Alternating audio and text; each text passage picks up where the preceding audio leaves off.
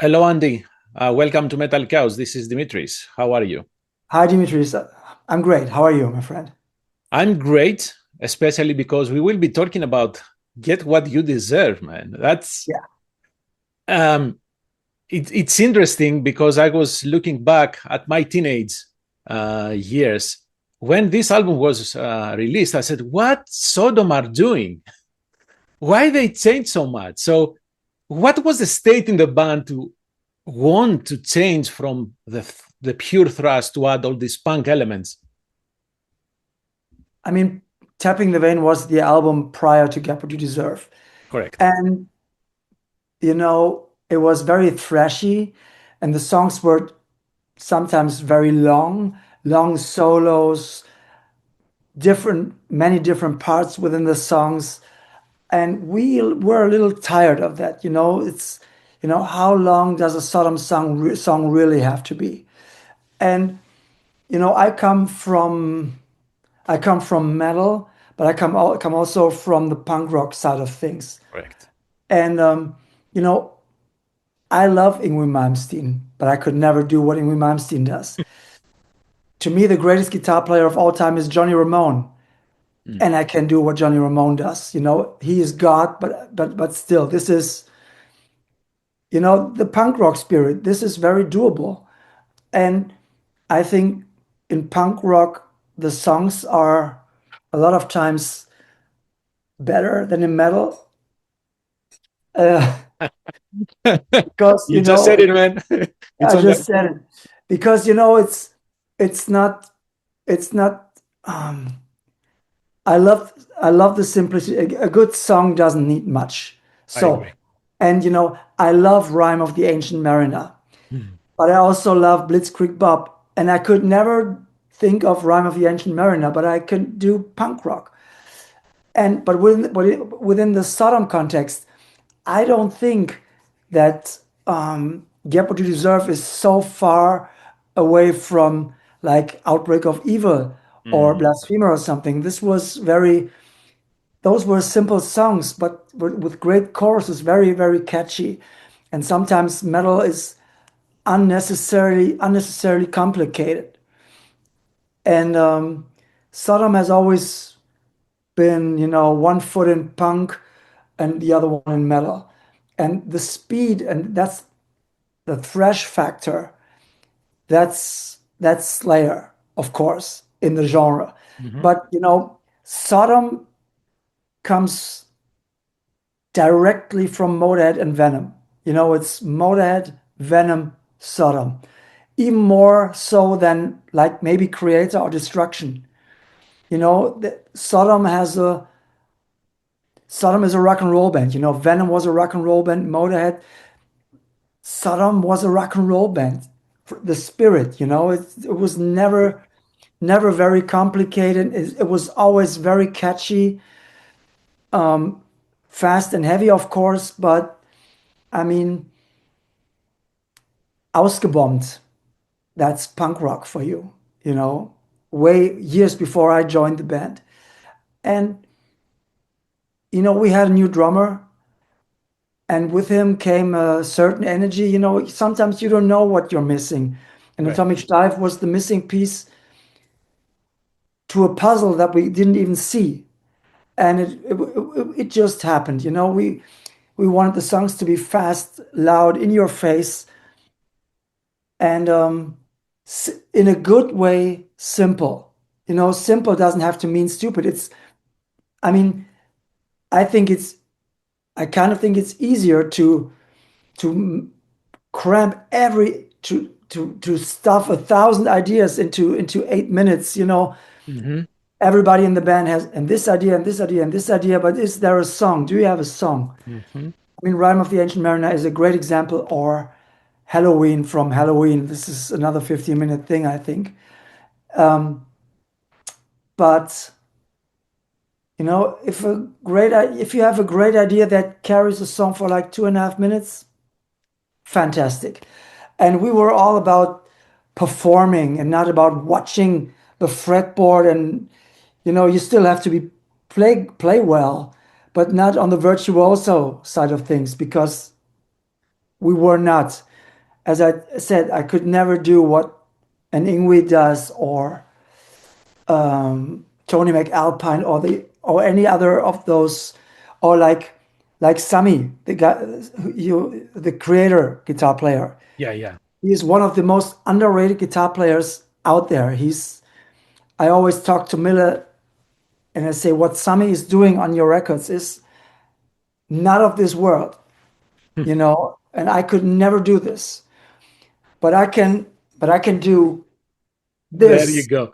You know what? You touched something that is been in my mind for many years. What are the songs that stay with us for all these years? In those simple songs that you are talking about, Yeah, of course, we will remember Rhyme of the Ancient Mariner, sure. but we do remember Blitzkrieg Bob, right?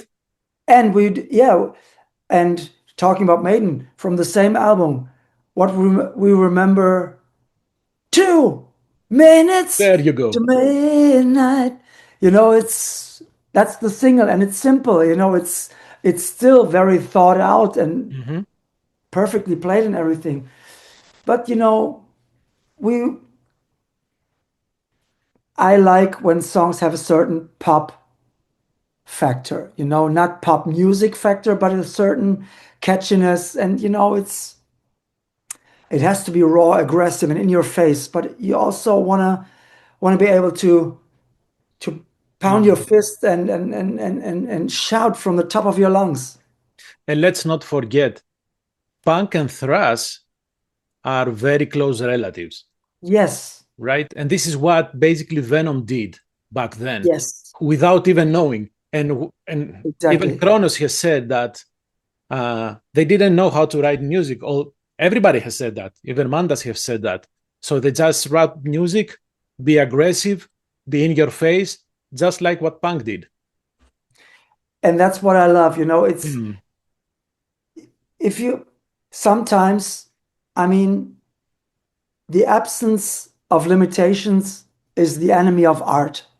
Oh yeah. So that's not from me. That's from Orson Welles. But it, uh, it's true. A certain limitation, and that you have to work with what you have, and not to be able to draw from this vast knowledge Mm.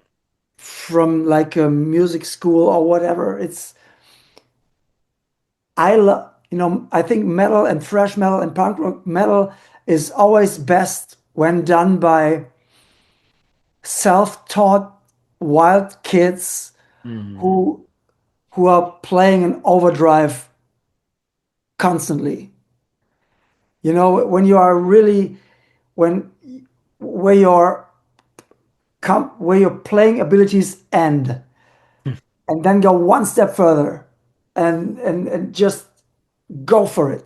Push the pedal to the metal Oh yeah. and don't overthink it, and just be inspired, be creative, and let really your guts take over, your guts and your heart, and not your head.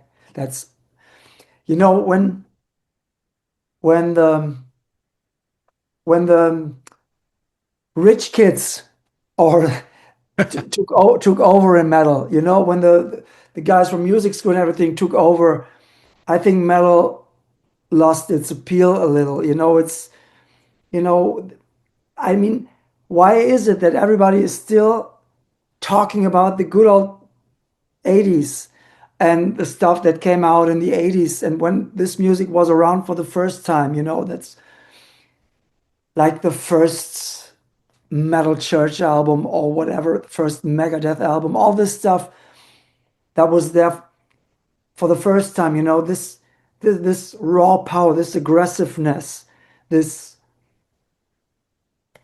will to kill, not really knowing what you're doing, but doing it with full conviction, Yes. and really not thinking about tomorrow. And yeah, if we die, we die, fuck it. Well, we didn't think like that, but what you describe is the same I attitude mean, we had.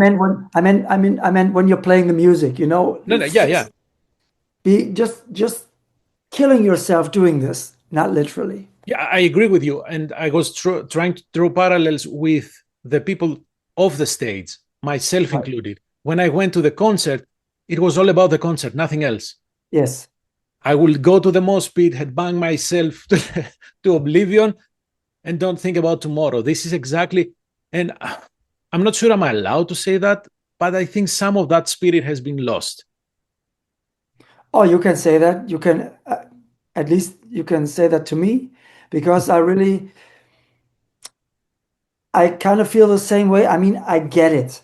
It's not the 80s. There is a development in the music Of and course, everything. yeah. There is good music out there today, of course. But some there is a certain magic Mm. when something is happening for the first time. When punk rock happened for the first time, when the Ramones came out, I was a little too young. I was born in 71, but I went to rock and roll high school like in the early 80s with the Ramones, and they were still around and everything. But when something is happening for the first time, like old movies, I'm not a Star Wars fan, but I I bet you that every Star Wars fan will always say it's all great, but the first ones, Yes. when everything was done by hand and everything, they really actually built the Death Star and everything, and it's now everything, yes, CGI and AI, and it's all great. But and it's the same. I think I've never seen a Harry Potter movie, but I read that they are already thinking about doing remakes of the Harry Potter movies. Oh my goodness. And I'm pretty sure that the people who saw them for the first time like 20 or 25 years ago are going crazy right now because they think, what?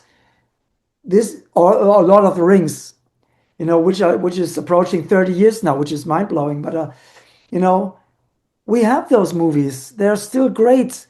Why fuck with history? Why redo it? Because I can tell you why, because they don't have any original ideas anymore.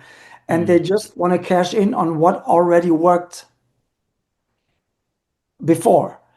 And in music, I mean, it's kind of the same thing. And you know, I was on tour with Sodom at the end of 2024. Tom invited me to come on tour with them, and we played a Tapping the Vein set within the Sodom set every night as a three-piece, Tom, Tony, the drummer, and myself.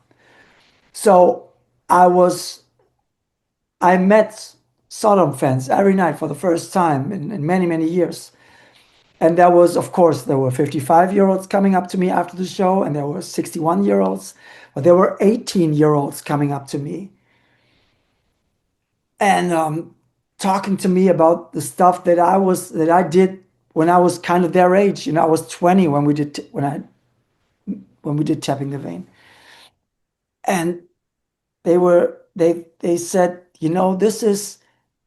this comes from an era when all bands sounded differently. Not everybody was using the same snare sample, Mm. and not everybody had the opportunity to go into the big studio and to come up with something and to find their sound. Now your sound is being spoon-fed to you by samples and profiling amps and whatever. If you want to play with, I don't know, Alex Skolnick's sound, here's Alex Skolnick sounds as a plugin Right, for you. right. So, but you will still not sound like Alex Skolnick, but because Alex Skolnick has Alex Skolnick's hands and Correct. only, Correct. right? So, but back then we had to find our own sound and but by trial and error, and sometimes it worked, sometimes it didn't. But people cherish those days. And I always compare it to when the movie Grease came out in 1977 or 78, because that's when disco was big. Hmm. So, and people, of course, rock people hated disco. And you always look back and think, oh man, the good old days, like 20 or 30 years ago or whatever. And all of a sudden, Greece comes along. And even back then, I swear to you, people were thinking, oh man, we miss the 50s. Those were the Yeah. those were the glory days of music. and good old-fashioned fun. And this is how people view the 80s in metal. It's the same thing. There is always the promise of a better time Mm. that will never come back. And maybe I think there must be some truth to this, but I'm happy now that we all have the chance to make records and everything, and to be able to put it out. You know, you can work around the gatekeepers. You know, if 20 years ago you didn't find a record company, or 30 years ago, chances were that nobody would ever hear your Correct. music. Yeah. Now you can put it out yourself. That also means that a lot of shitty music is being put out, but still, from an artist's perspective, Easier. It's you easier. can release your music, right?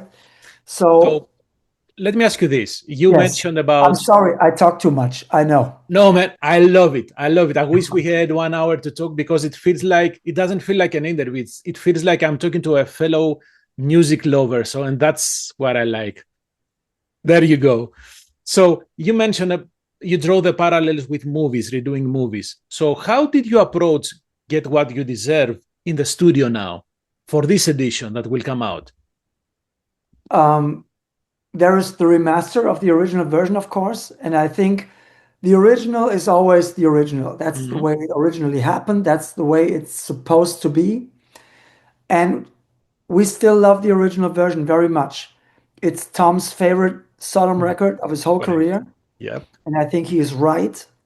And but for the remix, like with Tapping the Vein, where I did the remix as well, I didn't want to make don't want to make the albums better, but I want to give them a second look from my perspective, from having been in the band, having been there, having been in the room when it happened, and still hearing the band in my head, the way we actually sounded. You know, in the studio, there is always trickery. You know, it's as raw as Get What You Deserve is. There is still reverb, there is still some effects here and there is still studio technique being used. And of course, I use studio technique for my remix, but I wanted to reduce the album even more to really just bare bones. Mhm.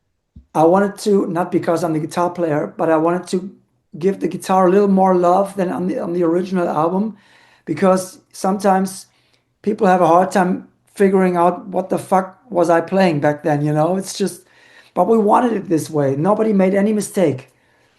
And but if I give this some a new look, a second look, why not bring up the guitar a little more, and so let people decide, you know, which version they like more. Maybe now they understand the songs a little more. Now they can hear what the guitars were doing, or the guitar, just one guitar. I only played one guitar, no overdubs, no rhythm guitar under the solos, nothing, just one guitar.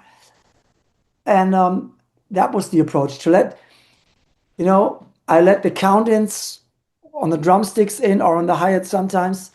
I let the cymbals ring out at the end of the songs. I mean, if you put on headphones and put this thing on, it feels like you put it on, you close your eyes, all of a sudden, three very, very unfriendly guys enter the room. The drummer counts in, and then they will punch you, beat the shit out of you for 45 minutes. And I love, like I always think a little visually when I mix music. You know, it's the guitar is on the left side on the stereo and the panning a little to the left, the bass is a little to the right, drums in the center, vocals, bass in the center. So, but when I play a solo, every once in a while there is a solo on the album. I step, like with a live concert, I step to center stage. So if you pay attention, when I play a solo, the guitar wanders a little to the center, and Mhm. when the solo is done, I go back and play rhythm again and let the vocals take center stage again. So I wanted this to have a live feel. There are no effects. There are no big reverbs. It's just the band, three guys and their instruments out to kill. You just described the beauty of having three piece lineups. Because live, right, you have, when you are doing the solo, the bass is the rhythm part. Right. And it plays the role of the, let's say, the second guitar. And it's that sweet spot that you have.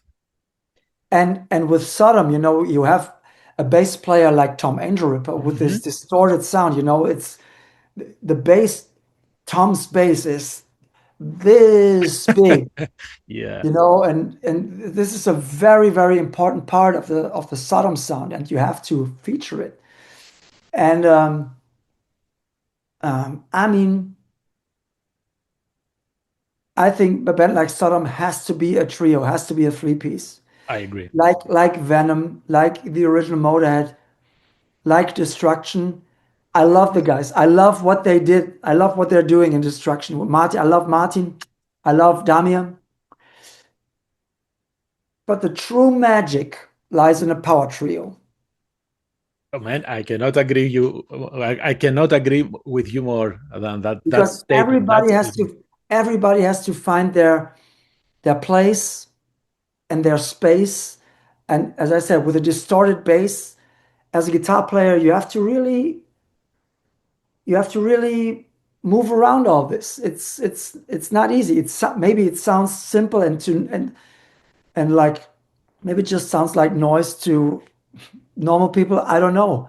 But this is an art in itself to make this work. And that's the beauty of the lineup that we had back then. We were a machine. And when Atomic Steiff joined the band, it just Clicked, right? clicked. It just clicked. That it was this tight. And that was the beauty of this machine that we were.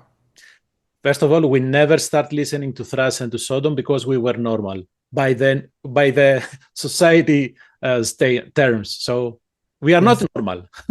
Yes. Thank God. Thanks, Satan. Thanks, Satan.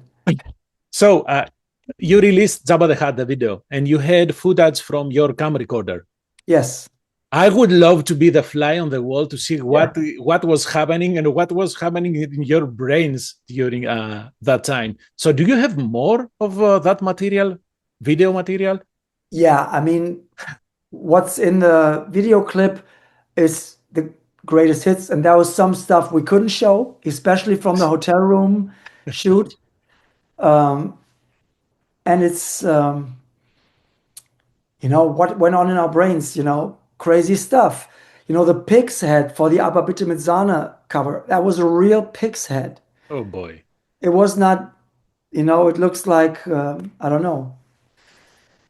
It was real. It was a real pig's head. The pig did not die for us. It came from the slaughterhouse.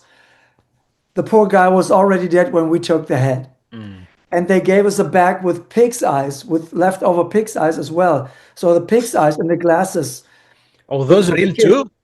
It's all real. And the kids during the shoot. The kids were playing with the eyeballs. They were playing catch with the eyeballs. It was very, very funny. And if you notice, the pig's head has a hand grenade Right, in it, right. and it didn't fit. So we had to break the dead pig's jaws to fit the hand grenade in there. I mean, would I do this today? No. Mm. Was it crazy fun 33 years ago? Hell yes. But Man, I mean, I remember the original cover, not the one that you have yeah, with the hotel photo. It's insanity, right? It's exactly, it goes in line with the statement, get what you deserve. It's very punk and in your face. As you said, you had three guys enter in your room and punch in your face, right? This is yes, exactly that from every exactly. aspect of this album. I mean, the title really says it all. Get what you deserve was a tough pill to swallow, even for seasoned Sodom fans. Yeah. Absolutely. Somehow they were not prepared for this level of brutality and noise, and we loved it. We loved it. I mean, to shock Sodom fans, what a great achievement. I was And shocked, man. I was shocked. I'm telling you, I was shocked back then. great. Mission accomplished. And is there artwork from Andreas Marshall in there in the extended in the re-release version of the album? Oh, don't Yes. tell me you have it there. Jeez, are you allowed to show that? I'm Annie Brinks. I can do anything I want. So It, this is the box that's coming out this month. right, right. And this is the cover that was originally planned Oh, 33 so that's years okay. ago. Got it. Got it. Yeah, but back then we didn't want it. We made t-shirts with this, but we didn't want a drawing. And the back is the mask. He's putting off his mask, and this is the back of the But why box. you didn't want it? It looks so awesome. I know, but drawings were everybody had drawings, and Andreas Marshall was working a lot at the time, and we thought we had seen this already, kind of. So we said, nah, not this time. And then we decided, to I can show everything, but this is the DVD, and then we wanted a photo, and then we took this photo in the hotel room, and this is a real photo. I mean, this is not a real dead guy, but this was a friend of Tom's, and I this is saw the video clip. yeah, What the things you put this guy into? so much fun, so much fun. But this is exactly how it looked, as you could see. No Photoshop, no nothing. And unfortunately, I forgot her name. I really wanted to find her, but impossible. Uh, We don't know. So, and when we submitted this to the record company, they called us and said, "Are you crazy? yes. We cannot put this in record stores or department stores next to, I don't know, Mariah Carey's new album or whatever, housewives will faint in the department store. So this is not coming out." And then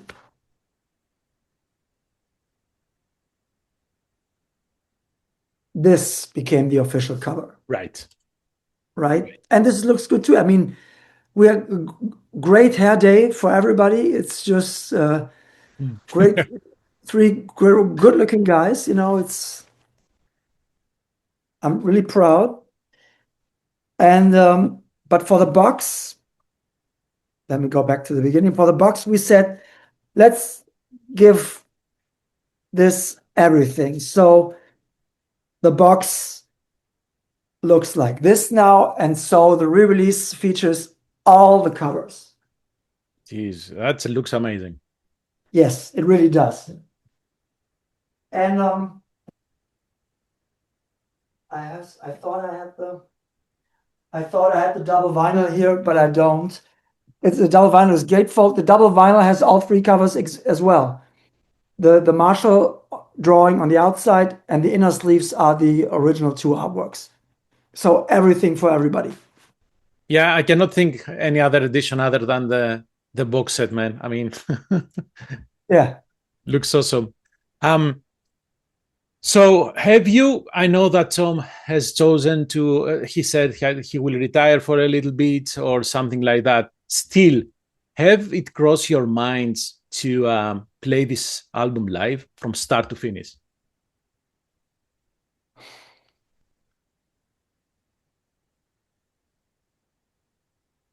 My mind? What will you say? Do you think that would be a good idea? Personally, are you asking me? Of course it will Yes. be.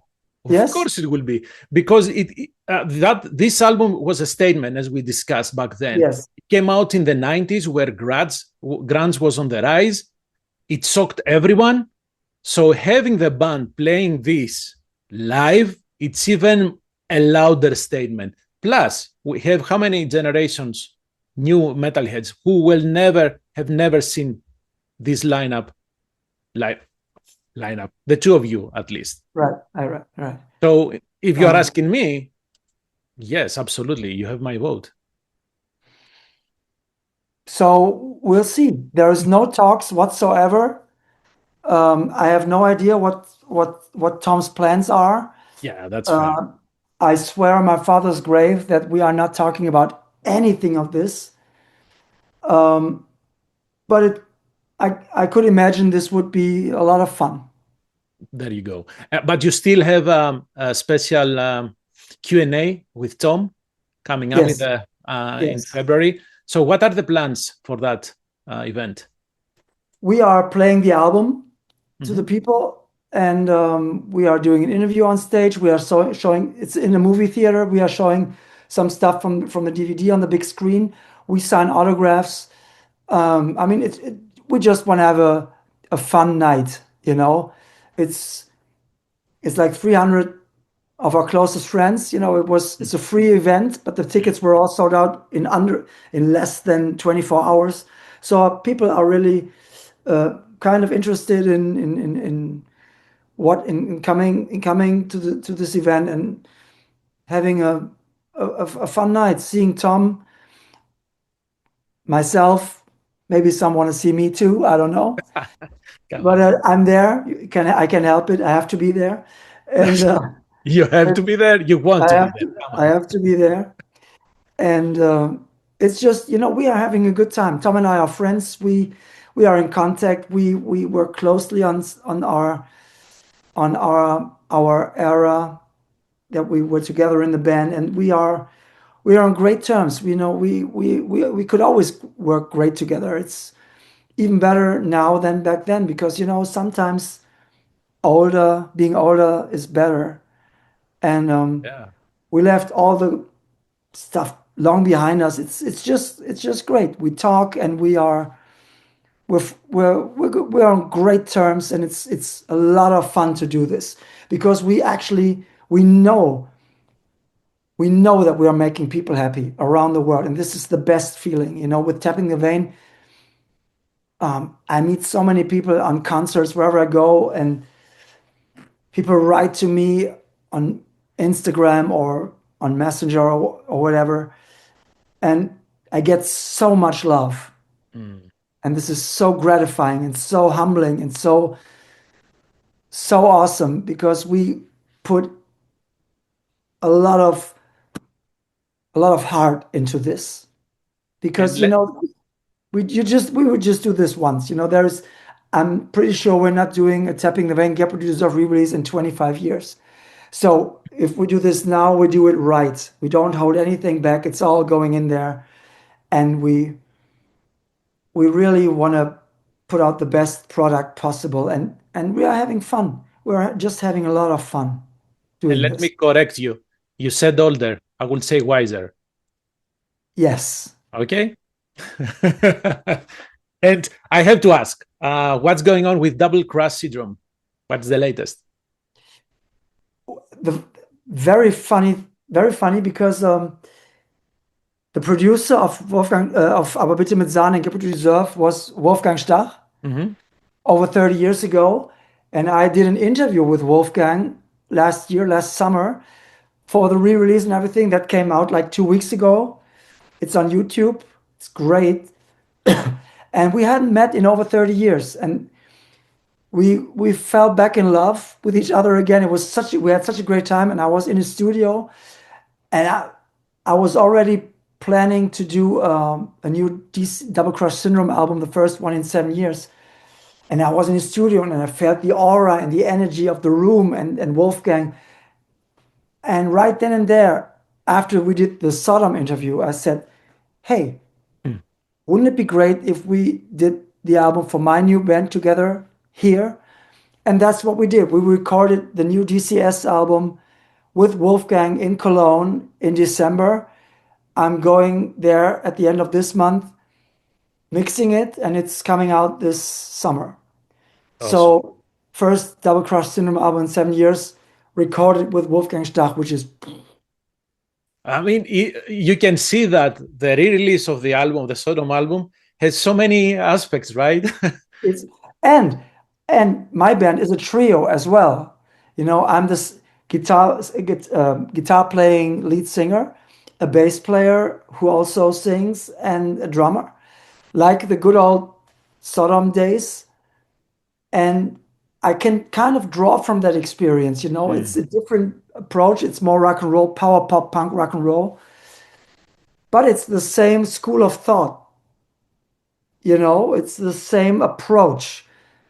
Not overproduce anything, just be the band, show the band, showcase the band, and everybody has to find his spot in the band. You know, Mhm. it's simpler but not easier.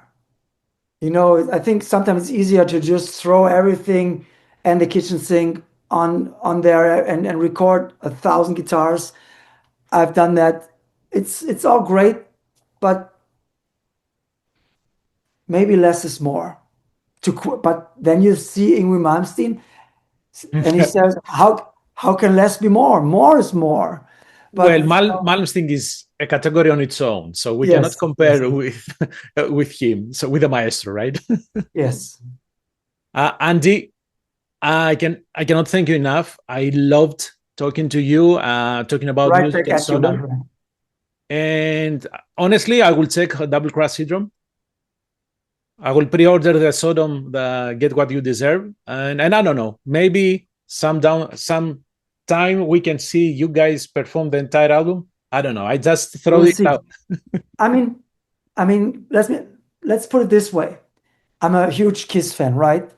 And you know, when they came back with the original lineup in 1996, that was like all the stars lined, all the planets lined up, you know, a slot machine, all the fruit lined up, Christmas, Easter, birthday, all at the same time, you know, and nobody thought this would ever happen.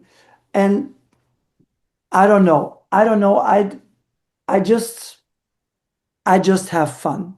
I just want to Mhm. have fun. I want to do great things with great people, enjoy myself, and if things are meant to happen, they will happen. You know, even Axl and Slash got back together. Absolutely. Who would have thought? And by the way, I will throw this out too. The drawing, Andreas drawing about for Get What You Deserve, Right.